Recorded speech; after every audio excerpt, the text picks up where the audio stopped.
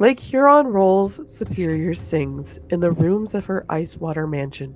Old Michigan steams like a young man's dreams. The islands and bays are for sportsmen, and farther below, Lake Ontario takes in what Lake Erie can send her, and the iron boats go as the mariners all know what the gales of November remembered. This is verse 6 of Gordon Lightfoot's The Wreck of the Edmund Fitzgerald from 1976. It's on topic tonight because we're taking you on a tour of the haunted Great Lakes of the United States. Our first stop is highlighting the ghost ships that are said to set sail and still be seen, mostly along Lake Michigan this time. And Jen recounts the haunted history of Cedar Point on the coast of Lake Erie.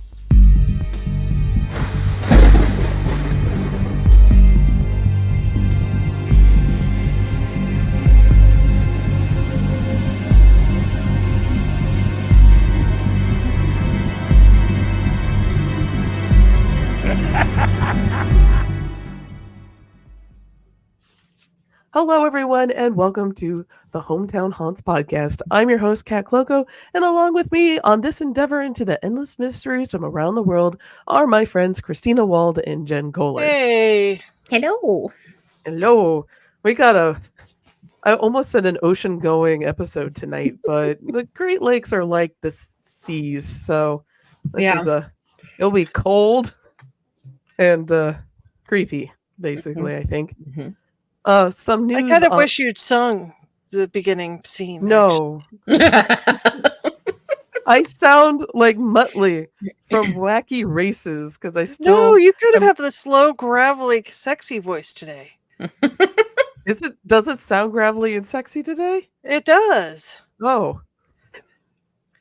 It's like those old 70s AOR DJs that smoked a pack of cigarettes a day, you know. Like Delilah After Dark. Exactly. Oh man, I did not know that. I although I can hear myself, that didn't click. But thank you, Christina. I'm glad I sound like a sexy radio DJ. Yeah, well, you mentioned a song from the 70s, so yeah. We're gonna spin a couple. I got the shag hair back. I know.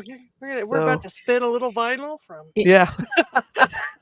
You should try doing an intro. Yeah, try doing a song intro. I'm not going to do the song intro. Darn it! You're too busy coughing. I'm too busy coughing. For all our listeners, I'm recovering from bronchitis. I had it last week as well, but I'm slowly getting better. Modern medicine, yay. Inhalers, woohoo. It's been fun. Anyway, first our news. You can join us at the Frogman Festival on March 2nd in Loveland, Ohio. We will be at the Oasis Convention Center in Loveland, Ohio. And it's the second, I almost said season. No, I've watched too much TV. It is the second annual Frogman Festival. And we'll be debuting our brand new comic book, Frogman Funnies, written and put together by Tim Fuller. So you would recognize the name because he works on the Cincinnati Cabinet of Curiosities comic book series. And then on April 27th of this year, I'll be at the Alaska Robotics Minicon in Juneau, Alaska. And man, oh man, Juneau loves our comics. And a lot of Midwesterners have relocated to Juneau. Like there were so many people that were from Kentucky that I met last year and were just excited to see content from Kentucky all the way up in Alaska. That's cool. Yeah, cool. The amount of Midwesterners that I have met here in the Pacific Northwest in Alaska is bananas. I don't know how we all end up here. Like our drawing group that we have here, every single one of us is from a different state in the Midwest. Like we have Missouri. You crave different natural beauty, maybe. Maybe. It gets so flat in the Midwestern parts. It does. And gray. Mm-hmm. Like, I love you, Cincinnati, but you're very gray in the wintertime. Mm-hmm. Very, very gray. Yes. And here, I mean, it rains all the time, but everything's still green. But we still do have kind of like mosquitoes out no matter what time of year it is. Oh, that sucks. They're just kind of slow and dumb. I don't know. I have a theory that everybody's been to Ohio and pass through. Because like the last couple days, like I keep running into people that say, "Oh, I lived in Cincinnati for a while, and then I moved." Yeah. Yeah. I meet a So lot of people like that too. It's either Cincinnati or Columbus. Yeah. yes, they're Yeah. it's sort of a nexus. Yeah. Yeah. And once in a while you get that rare person who was from Toledo. So yeah. At any rate, Exactly. and our other big news is our next episode is the big 100. Woohoo! Woo! 100 episodes. We've made it. Yay! Yay. Well, We made almost it. made it. We could almost go to syndication. Um, and we're, of course, asking for you, all of our wonderful listeners, to send us your ghost stories, creepy cryptid tales, and urban legends from your neck of the woods to share on the podcast. If you would like to, please send them to hometownhauntedmail@gmail.com.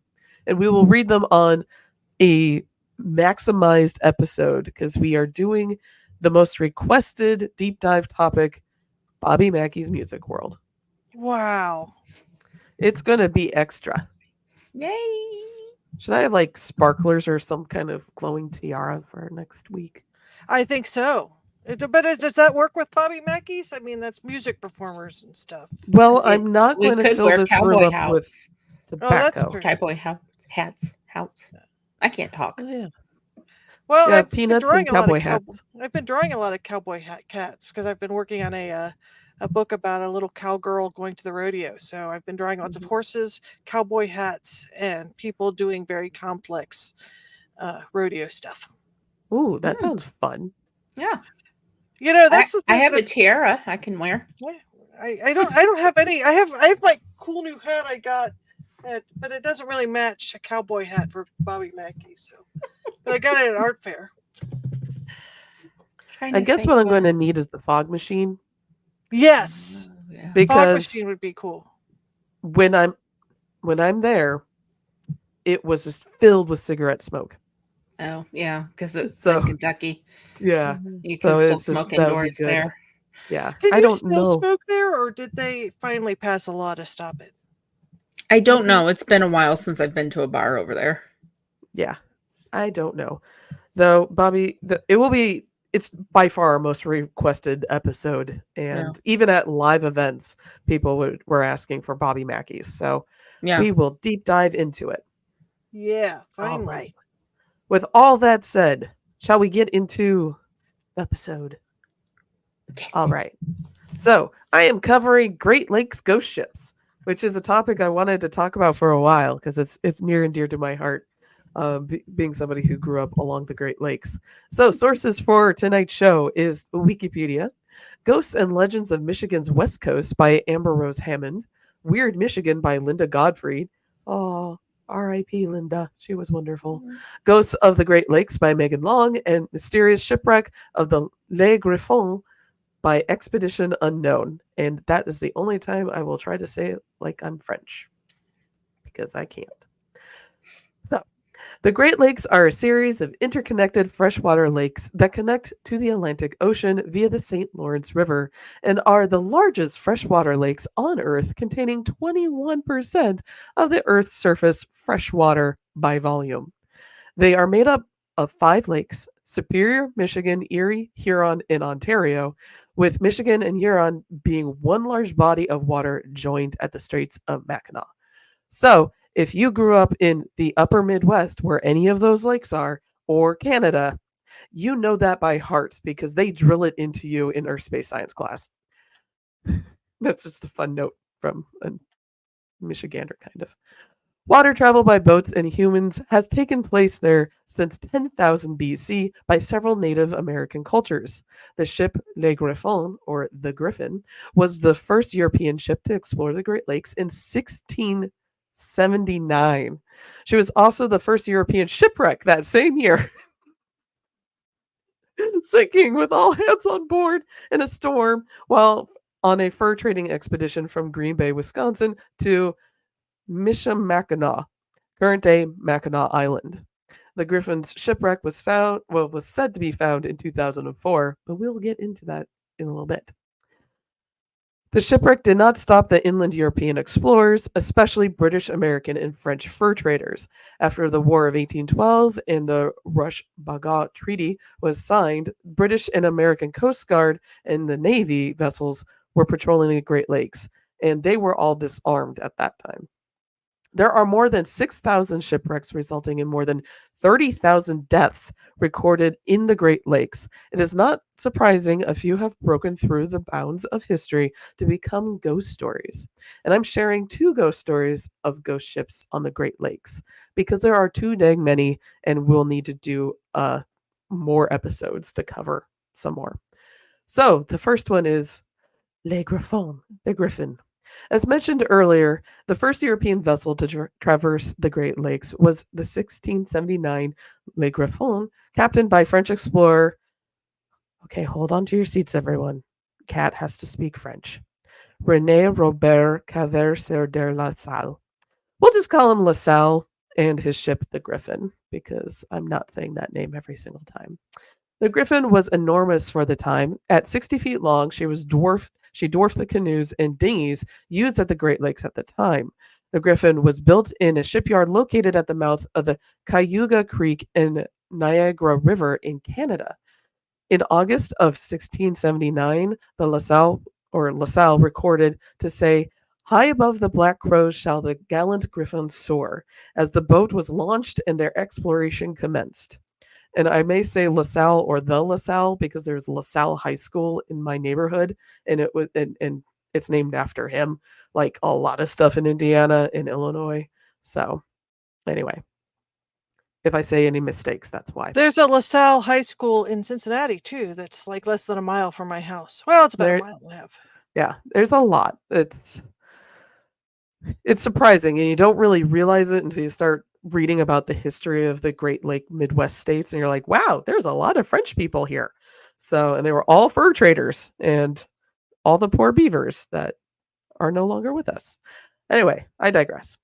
There were 32 men on board the Griffin as it headed to Green Bay, Wisconsin, including the ship's chronicler Friar Louis Hennepin. They met with near disaster sailing out of Lake Erie, nearly running into the Long Point Sand Cape during a dense fog along the coast of Ontario, Canada. They managed to dodge hitting the cape because they could hear the sound of rippling water in the middle of the Great Lake. So they managed to steer themselves the opposite direction of that rippling water, and they did not hit that sandbar. And it's a really big sandbar. It's actually closer to where they departed port than actually the end of Lake Erie, where it would go up into the other Great Lakes uh, by Toledo. A second name drop of that city today. The Griffin made its way to Green Bay, making a brief stop at Michigan, Michigan. This made the Griffin the first ship to ever sail on Lake Erie, Lake Huron, and Lake Michigan. Once in Green Bay, the Griffin was loaded up with beaver pelts, which would be used to pay off the many creditors LaSalle had accumulated to build the Griffin. He then instructed his second in command, Luke the Dane, to sail the ship back to. I, sorry, I don't know why I just stumbled over this. Niagara, just like Niagara Falls. I don't know why I stumbled over that. Niagara, where his creditors were all waiting, and they were really waiting for him to get back there with all the beaver pelts. After that, Luke was to sail back to Green Bay with the materials to build a second ship for LaSalle. Luke was exceedingly tall and was built like a refrigerator and a bit hostile to his crew and to LaSalle. And it made sense because LaSalle owed him over a year's back pay for all the sailing that this man had done.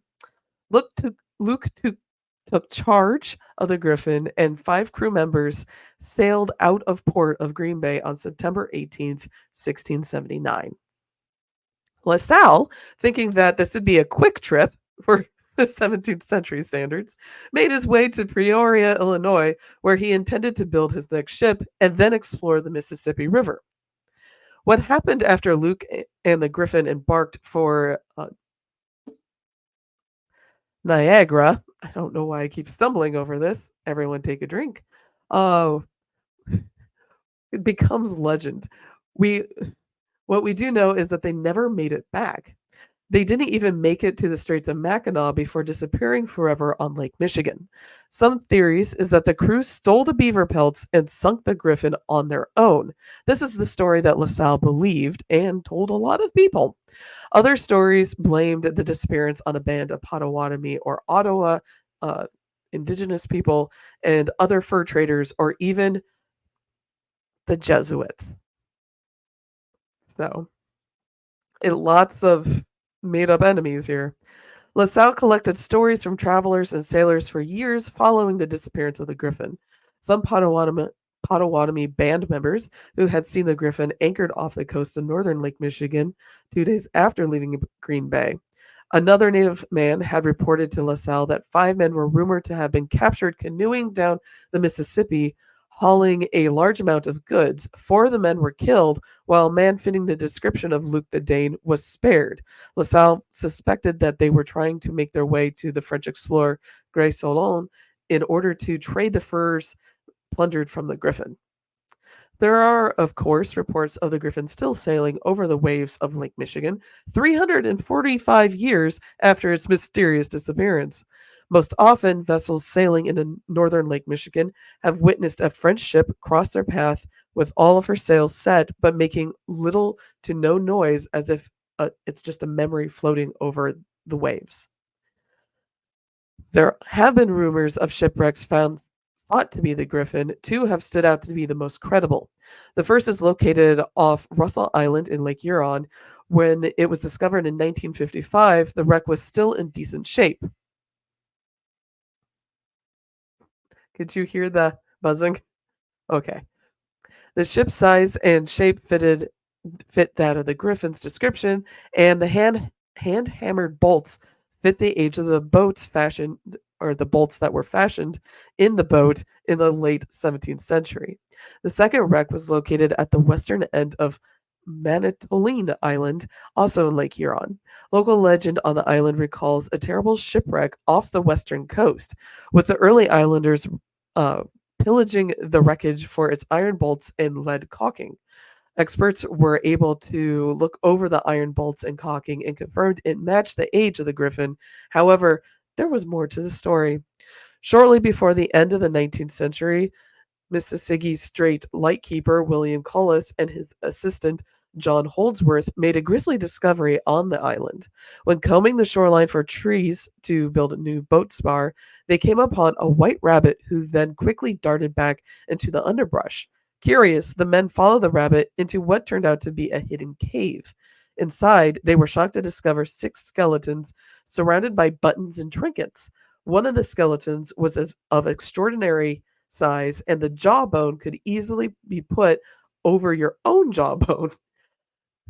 I can only imagine these two like taking this jawbone and just like putting it on like it's a weird beard and going, "Hey, look at me." Ew. It was thought that it was the bones of Luc the Dane. As of this writing, none of the reported wrecks have been proven to be the Griffin, so the Erie French bark must continue her haunting route through Lake Michigan. So that's the first ghost story, which I learned about as a kid. It's not the most common ghost story told about Lake Michigan, but or ghost ship story in Lake Michigan, but it is really far north at the tip of Michigan, almost to, it's Mackinac Island, so that's really up there. So the second ghost story I have is Ironsides. Have you ever heard of Ironsides? No. So this is another ghost story from Lake Michigan. Ironside's tale centers around Grand Haven, Michigan. So that's just north of Grand Rapids. And directly across Lake Michigan from Milwaukee. Okay. So the Ironsides launched on July 23rd, 1864 in Cleveland, Ohio, and featured twin black smokestacks and white painted woodwork. She was a graceful passenger steamer operated by the Lake Superior Line. With 44 staterooms, she was a comfortable way to travel along the Great Lakes at the time. In 1873, she was given a complete inspection, and anything that was amiss was repaired or replaced. Although she was considered in excellent shape, she did have some phantom leaks that worried the crew that year. On September 15th, 1873, she was making her way to Grand Haven's port when a pleasant summertime breeze turned into a stormy gale over the lake, the waves of Lake Michigan. Captain Harry Sweetman tried to navigate the steamer towards port through the winds, but ran aground a couple of times, resulting into a large hole being made in the hull and taking on water. Uh, if the water coming in extinguished the boiler's fires, it would leave the ship unable to steer out of the storm and basically floating and bobbing and slowly sinking in Lake Michigan. At 11 a.m. on September 16th, the ship's 5 lifeboats were dropped in an attempt to escape the sinking ship. Captain Sweetman remained on the ship, making sure his passengers and crew were safely on lifeboats. Sadly, only 2 of the 5 lifeboats made it to shore. It is estimated that 20 to 30 people lost their lives that day. And we only have an estimate because they didn't keep the best records on who was on board at the time. Wreckage, debris, and bodies washed ashore Grand Haven's beach over the course of the next few days. Bodies were moved and stored over ice at the D&M Railway Department, currently one of the Tri-Cities historical museums.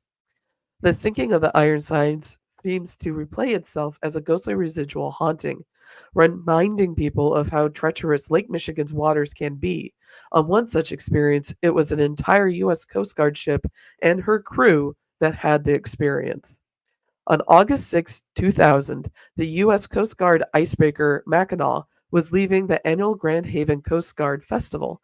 As the Mackinac was leaving port, an eerie fog rolled in and around the ship. One of the crewmen on board suddenly heard the sound of a distressed young boy calling out for help in the lapping waves. The crew all heard the cries, but as try as they might, they could not find where they were coming from. They radioed back to Grand Haven for a search party while the Coast Guard would continue to search. They asked passing boaters if they had heard or seen anything. Alas, they had not. As an as an exhaustive search and after contacting law enforcement to check if there was any falls from the pier or missing children, they discovered there were no reports of endangered children or bodies being found. It was reported that the Mackinac was sailing in the area near the Ironsides wreckage site. There is news reports by the New York Times on September 16, 1873, that describes one of the victims of the disaster as a young boy. It reads, "The little boy of Mrs. Valentine, whose body came ashore, was dressed in a sailor's suit of blue, had light hair and blue eyes, and beautiful features, with the exception of paleness to the face, looked as if he had dropped quietly to his sleep. It was a scene that would have touched the hardest heart to see the sorrow-stricken husband and father who arrived from Milwaukee this morning when he realized that his wife and little boy and knew that his whole family had been so suddenly taken from him forever. The family is that of Henry Valentine, a clerk from Eagleman Transport, and his wife was Nettie Valentine. Their son was also named Henry, so Henry Jr. It was young Henry and his mother who perished when their lifeboat capsized that night. Up until 1966, the true location of where the Ironsides sank was a mystery until it was discovered that year. Now it has been marked as a protected historical dive site and considered an advanced dive for scuba divers. So it is a protected area in Lake Michigan, and you cannot boat to it, you must scuba. So apparently I missed part of the ghost story. Many people believe that it's young Henry Jr. that was calling to the Coast Guard ship that night, and it fits the description of roughly the tone of voice that they heard and roughly the time of night when the ship would have gone down. So those are 2 ghost stories out of many of the Great Lakes. Thoughts? That's creepy, man. That one is particularly creepy, especially Yeah. since we know who the Valentines were and that Mr. Valentine, Henry Sr., had sent his wife and his son to go to Grand Haven to have some fun over the weekend No. and thought, hey, it's just a jaunty boat ride across the lake. And at the time when it went down in September, the lake is generally pretty calm. Mm. So it does have sporadic winds that do come through, but this was by far not the first boat to go through Lake Michigan at that time. It was an odd tragedy that came out of Yeah. nowhere. But yeah, he lost his wife and his son, and he had stayed so he could work, and then was going to join them the following day. Oh So man. it just it's very tragic, and there was Yeah. 20 to 30 other people Wow. that were also brought up. Lake Michigan is particularly, it's not the deepest of the Great Lakes that goes to Mhm. Superior, but it's very cold. Mm. So I'm not surprised that the bodies were pretty much preserved. They were able to get everyone. So, Oh well, that's good. and then they were at the uh, D&M Railway Department. That's the morgue. So, Wow. Lakes are yeah. crazy. They're crazy scary. Like you don't know what's in there, just like the ocean. But It those looks like storm, when you're up there. I mean, it is so huge. yeah. And then the storms can come up so quickly that you don't have time to protect yourself or get out of harm's way. Um, wasn't it this winter that one of the lakes the wind was so prevalent that it was like draining one of the shores?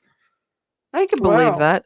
I mean, there's always the famous photo of St. Joe Lighthouse that's Mhm. also along Lake Michigan, and it gets coated in ice. Like Yeah. all the frozen waves that you see, that's Lake Mhm. Michigan in the Mhm. wintertime. Those are And awesome. or Ashtabula Lighthouse Yeah. that's in Lake Erie. And I Ironsides was built in Cleveland, and I have family that's from Cleveland that were Mhm. shipbuilders at the time. Oh, So, wow. They could have worked yeah, on it. who knows? Oh, that's cool. So, but yeah, those are two stories. And actually, there have been other reports of people hearing the ghostly child crying from the area That would around freak Grand me Haven. out, man. Yeah. I don't know why dead kids are so creepy. When Well, we it's hear it. sad because Well, yeah. we don't expect children to die before, especially No. that Well, they're young not of supposed tragic to. Yeah. circumstances. Yeah. So, I was going to say, does that kind of even fall in the cry baby bridge sort of pantheon? Hearing children cry, that seems like a very common, and perhaps because it's a big fear. yeah, it could be. I wouldn't say it would be the crybaby bridge, but more of a calling ghost type Yeah. phenomena, which is really close. They're really related, where you hear a disembodied voice calling you to an area. Yeah. Kind of So, like a siren. yeah, little ghost boy siren. Yeah. That makes a new twist to the story. Yeah, that's true. Thinking it's a very mixture of the Greek mythology, Mhm. the sirens and the. But I mean, those are pretty significant bodies of water up there. Yeah, Yeah. they are. Yeah. And oh, the only thing I could think of is also in September is when the fish start dying and they wash up Oh. on Oh shore and yeah, everything you always smells hear of about dead those fish. big die-offs there. Yeah. Is that The- what usually causes that? Is that like chemicals being dumped in, I or? think it's algae. If Oh. there's like an Oh, of algae bloom, course. it Yeah. can send too many toxins into the water and kill fish. I Oh. know this isn't a Great Lake, but in Florida, they always worry about red algae blooms killing off Mhm. manatees. Yeah. So Mhm. if you have too many of that.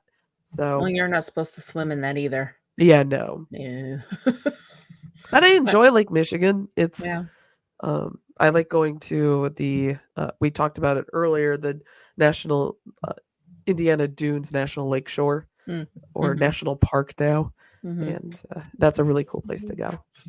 I And there's a always ghost there too, so there's lots of ghosts. You can do uh-huh. like a whole ghost hunting thing. Oh yeah, Michigan is full of ghosts. Mm.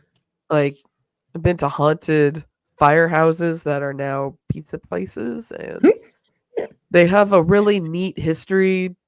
Just there's a lot of, like I said, French fur trappers and Mm. American Mhm. fur trappers, and Mhm. you also have a lot of Potawatomi and other and Ottawa tribes up there, Mhm. and so you get a really diverse story that you don't necessarily get in the Ohio River Valley.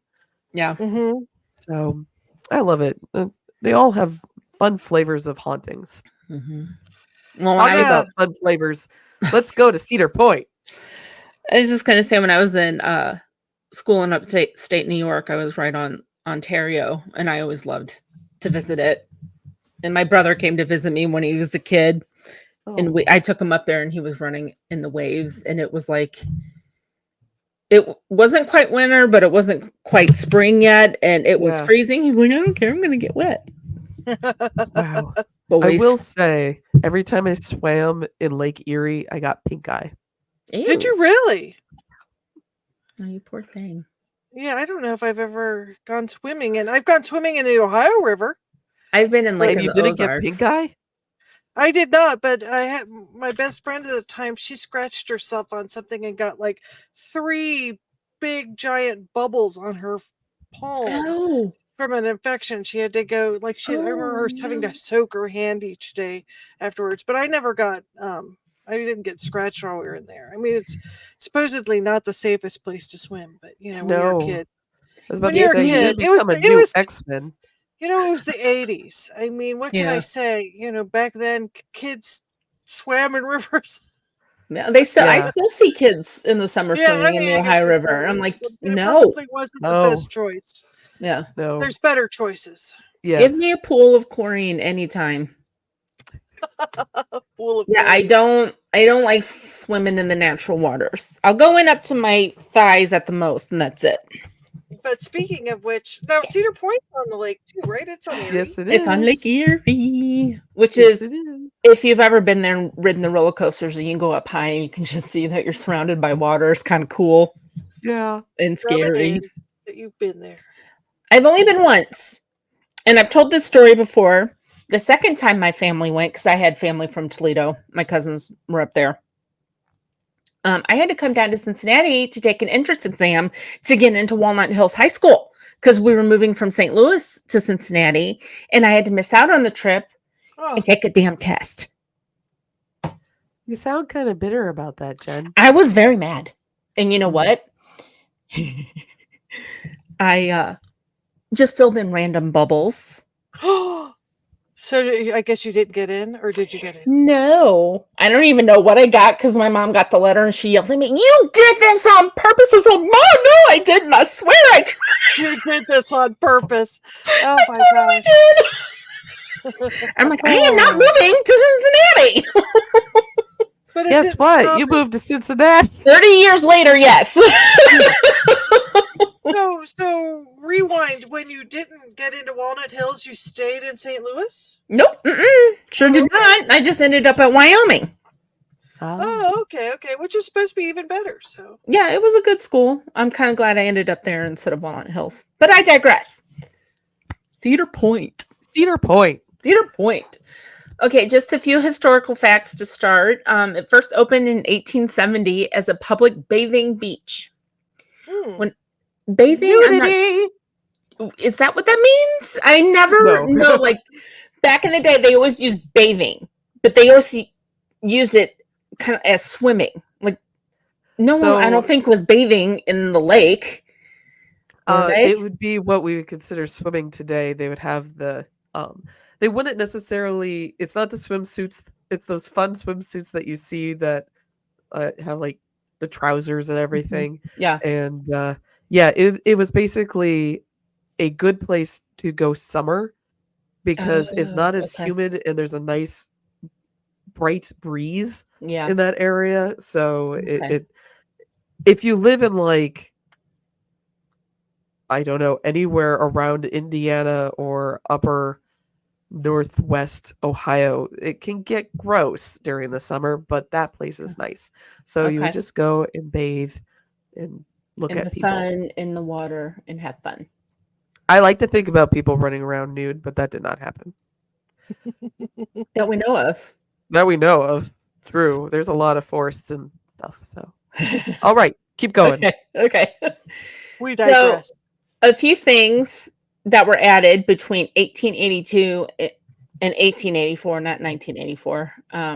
A dance hall, 8 bathhouses, A dock at Bymiller's Cove. I think I'm pronouncing that correctly, hopefully.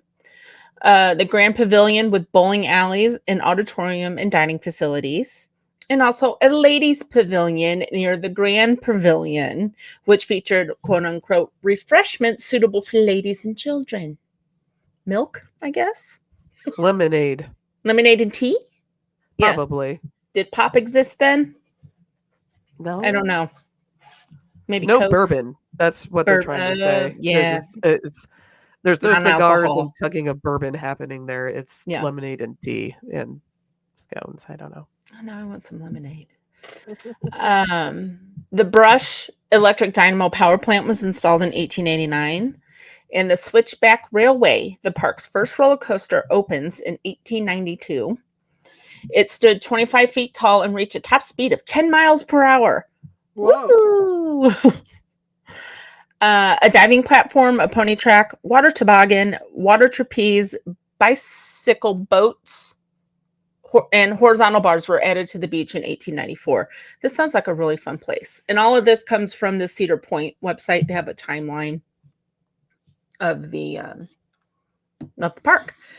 And interesting fact, in 1925, Helen Keller spoke at the annual convention of Lions International, which was hosted in the park's convention center, which I thought was kind of cool. That is cool. So, Yeah. as a little aside, I Mhm. looked up a postcard from 1910 of Okay. Cedar Point, and this is from the Ohio Memory, which is the historical society for the state. Uh-huh. And it is a postcard in color, or it has been colorized, of people bathing at Cedar Point. Uh-huh. And it's basically a bunch of women in their long dresses and their Uh-huh. children in the long dresses with parasols staring at men in the water. Oh, nice. Yeah, and the men are all in the swimming outfits that we described earlier. So that's what that was. Yeah. Okay, please continue. Okay. I have thoughts. So now on to the hauntings. TGI Fridays and Hotel Breakers has faceless apparitions showing themselves to restaurant goers, and pictures on the walls move of their own accord.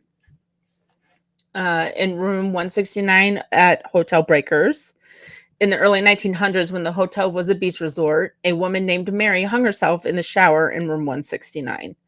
Guests of the room have reported the shower turning on and off by itself, sounds of crying, and electronic devices acting wonky.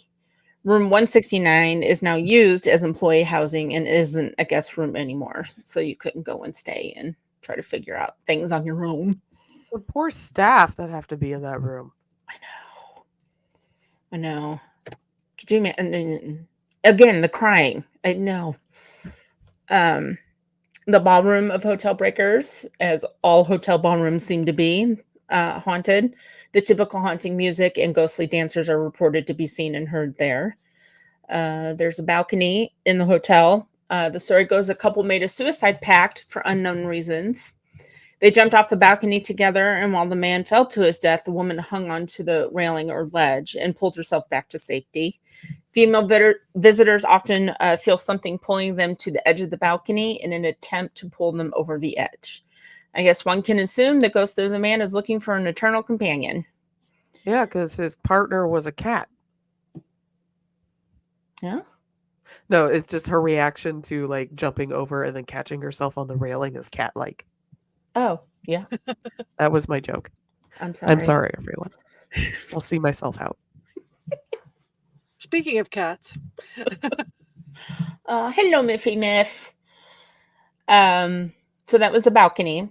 And then CJ Provisions on the Frontier Trail have shadowy figures walking past the door before the park opens. A presence is also felt near their stand by employees when they are there alone. Upscale restaurant Breakwater Cafe near the Sandcastle Suites is haunted by a boy who drowned in Lake Erie just beyond the patio of the cafe. Guests have seen him in and around the restaurant. And I think the most well-known story is the Frontier Carousel. Legend goes the ghost of the wife of the man who carved a military horse on the carousel can be seen riding the horse. The husband discovered the wife having an affair with a local jockey, and he shoots and kills them both. Some say the wife's remains are inside the carousel horse, and she Whoa.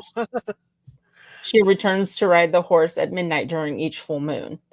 On such nights when the park is open, riders of the carousel have said they have exited the ride with a horse bite on their leg, and they can feel the horses moving as they rode the ride. Wow. Yeah, I'm sorry to interject here. No, we're not done though. Yeah. That I know. The story first sounded sweet. And I was like, oh, that's really sweet. He carved it. And then it's like she had an affair. And then her bones are in the horse. And I'm like, this escalated quickly. Yeah. Yeah. And now it's haunted. Again, murder. It's always about murder. Murder most foul. Uh-oh, where'd Christina go? What? I disappeared? Yeah. Okay, Can you hear me? I see you. Christina is back. Okay, I maybe it's my connection. It could be my connection. I didn't disappear to you, did I, Kat? I didn't see you disappear. No one disappeared from my side. Okay. Speaking of hauntings, I'm not really here. This is the best haunting evidence ever. The clearest DVPs. Yes. Employees have also reported seeing the carousel run backwards, hearing the music playing at night, and I cannot type anymore, and arriving in the morning to find the horses in different positions from the night before. Whether that means like one horse was on the left side and then it ended up on the right side, I don't know, or if the carousel was just turning. I think it was that's interesting, because in my head I think that the literal horses are all rearranged in a different pattern. That's what I thought too. And I'm like, that's some poltergeist activity. I know. Was that would not be really cool? Yeah. That would be really cool. That's like something wicked this way comes level. Yeah. 2 horses in particular have been linked to the hauntings of the carousel. One with the image of a jockey carved into the saddle, and a black horse with bones carved into its mane. The original carousel is no longer in the park. It was moved to Dorney Park in Pennsylvania in 1995. But the black military horse remains at Cedar Point, and this is the one that the murdered wife sits on. It's in the Cedar Point Frontier Museum on display there. It has also been said that guests have trouble taking photos of the horse. And another rumor is that the carousel came from Michigan and that Al Capone tortured people on the carousel and dumped their bodies into the lake. Wow, that's just like sudden end with mob. Yep. So murder. Yeah, mob murder. So is it the horse with the bones in the mane that's the one that's haunted? Yes. Okay. I'm just making sure. Because I was like, if I picked a horse on a carousel to ride, it would be a black horse with bones in the mane. Yeah. And there was also something I read that one of the circles, the horses went up and down, like the inner circle or the outer, and then one of them didn't go up and down. So the horses that didn't go up and down are the ones they felt moving. Because, I mean, you would think, of course, they go up and down. It's a carousel. Of course they're going to move. So the stationary ones were feeling like they were running. Yeah. Or moving in some way. Yeah. And again, go ahead. No, I was going to say, for those who want to see the pictures of the haunted Muller's carousel horse, our friend James Willis of Ghosts of Ohio has photos on his website. Oh, cool. You just Google Muller's carousel horse. I think we just need to go to Cedar Point. I've never gotten to ride the coasters there. I'm down. I've never been there either. Oh, well, damn it, Cat. Why'd you have to move to Seattle? I know, right? Too bad we wouldn't have time after Loveland. We could go then. The festival. Yeah, festival. That's kind of a far drive, though. It's and I don't know if it'd be just open. pop up. Yeah, well, that's true too. Oh no, it's not. You're right. It's not open. I cold. Forgot to mention my sources, as I always do. Should I read them now? Yes. Okay. The sources for my story were exemplar.com, ohioexploration.com, pointbuzz.com, theshadowlands.net, and I cannot talk, tourthepoint.com and Cedar Point's website. Ah. Yes. Ah, the shadowlands.net. That brings back memories. Well, and they all kind of said the same thing. In the first article I found, which was the exemplar one, it pretty much cited everything. So Yeah. But that's a lot of ghost stories for a park.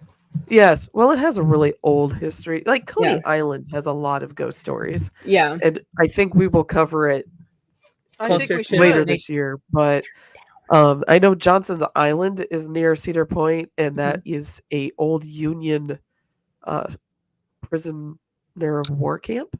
And it has a lot of ghost stories as well. So that will I'm be sure bad things happen there. Yes. Yeah. Yes, indeed they did. Lots of people died of dysentery. They didn't make it Did to we Washington. not talk about that one? We talked about the Gray Lady of Greenlawn Cemetery. Yes. In Columbus, Ohio, but not of Johnson's Island. Where she took care of the Confederate soldiers, and people didn't like her for that. Yeah. Well, I mean, Cedar Point can't boast a cemetery on their grounds. That's Like Well, Kings no. Island. That is true. Well, I like now because before you never knew where it was, and then they redid the entrance, and you drive by it now. Yeah, it's it's very super you see obvious. Yeah. Actually, now you can't stop and look at it anymore. You can just park your car and walk over. True, but then you'd be going, if you go during the summer, you're right in traffic. So I think they kind of did that on purpose to keep people from going there. Probably, but you could do it on your way out. True. Mm-hmm. True. Because there's more than one exit. That is true. There's only one entrance. Or you could go to Great Wolf Lodge and walk over. Or you could do that. Yes, you could. Yeah. One of these days I'll get over there. Yeah, that's Dog Street Cemetery for anybody who is curious. We did an episode on it a long time ago. It wasn't very long time. Well, we did. But then also Wolf Lodge is where the last Frogman Festival was. Yes. It was. So we were within a stone's throw of the cemetery. Yep. And it's a tiny one. Yeah, it's not a very big. It's the it's the old family cemetery for the people who had farms there that Kings Island is named after. Yeah. So I think it is cool that they kept it all these years. That is good. I'm surprised they've never. I mean, even with the redoing of the entrance, I mean, they were careful to leave it alone. Maybe there's something in the contract or something that could be. Yeah. Yeah, we don't know. I mean, because usually there's not a huge reason to. I mean, that's why we have Spring Grove. They consolidated. Yeah. So, Christina, do we have any? No, we're saving up some for next week. Okay. That makes sense. Yes. So I'm excited for next week. I know I have ghost stories. Jen, you have ghost stories or stories from visiting, don't you? I've just been once, and I mean, I've mentioned them on here before. I did do the ghost tour. The first time I ever sang karaoke was there. Oh, never again. Well, we could go more in depth about that next week for our 100th episode. Woohoo! Yay! Wear your tiaras. Yes. Or your cowboy hats. Or your cowboy hats. Or your witches' hats. I mean, or your witches' hats. Yeah. Wear a fun hat. Yes. It's Fun Hat Day. It is Fun Hat and Bobby Mackey's Day. I've driven past there. Like sometimes Waze will drive me past there when traffic's really weird. Oh, really? Actually, isn't part of, we could talk about that. I thought part of it was closed down for renovations or something. It is. It is right now. It is right now. Yeah. Okay. Yeah, it's it is. It's closed down until further notice, I think. Was that what it was? Or are they moving to another place something temporarily? like that. I mean, I can't remember. There was an article, but we'll have that next week. Yeah. We will. Yes, we'll we know. will. All will be revealed. Yes. So until then, You can write. haunts. Yes, we'll have haunts and we'll have ghost stories, and I'm trying to get an alien story submitted. We're seeing a UFO. So yeah, lots of stuff. So for now, if you want to keep up with us, you can go to Instagram at Cincy Cabinet of Curiosities. You will see Natty Skull as our logo there. You can also join us at the Hometown Haunts Facebook group, and we like to share stories there as well. And you can email us at hometownhauntedmail@gmail.com to share your own personal ghost stories, creepy cryptid stories, and urban legends from your neck of the woods. So for Christina, Jen, and myself, good night and stay spooky. Bye bye. Bye. Bye. Bye. Bye.